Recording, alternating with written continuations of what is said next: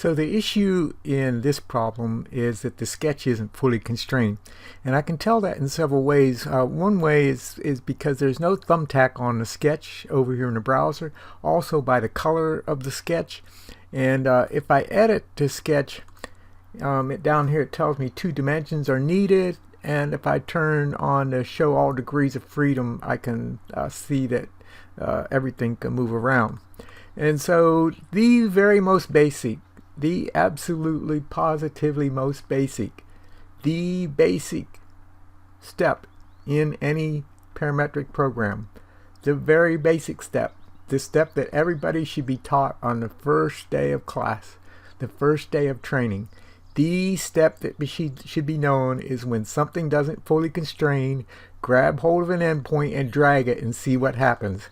And right away we see the origin is up here. It looked like the design intent was for this point to be at the origin.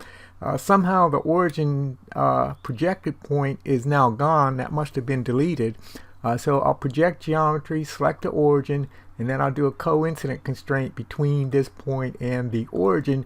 Notice that everything turns black. It's all fully constrained. So the basic step in any parametric CAD program is drag endpoints when you don't get behavior that you expect. Now notice that this 42 and this 42 and this 42 are all duplicated dimensions. There's a 21 here and a 21 here, a duplicated dimension. A 10.5, a 10.5, a 10.5 duplicated dimensions. Also note that this is a diameter, and it happens that a radius of 21 is half of a diameter of 42. So we should be able to dimension all of this with one dimension of 21.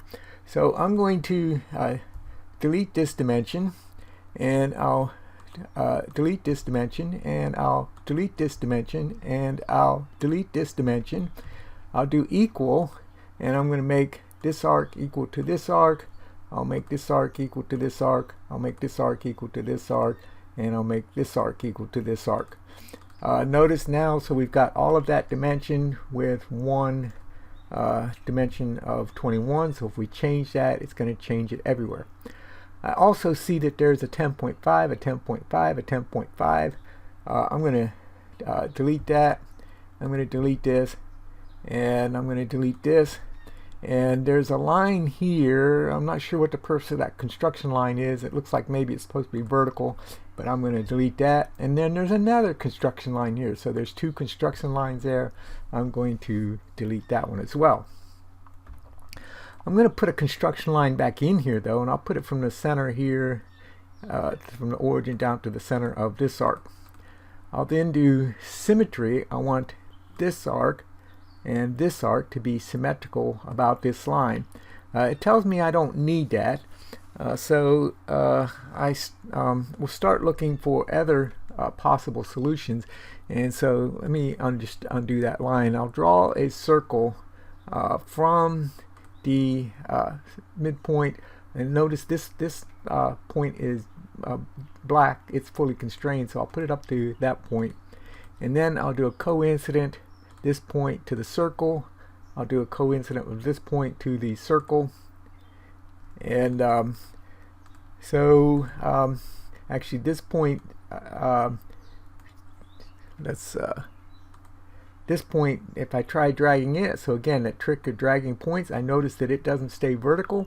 So I'll put a vertical constraint between this point and this point, and now that all turns dark.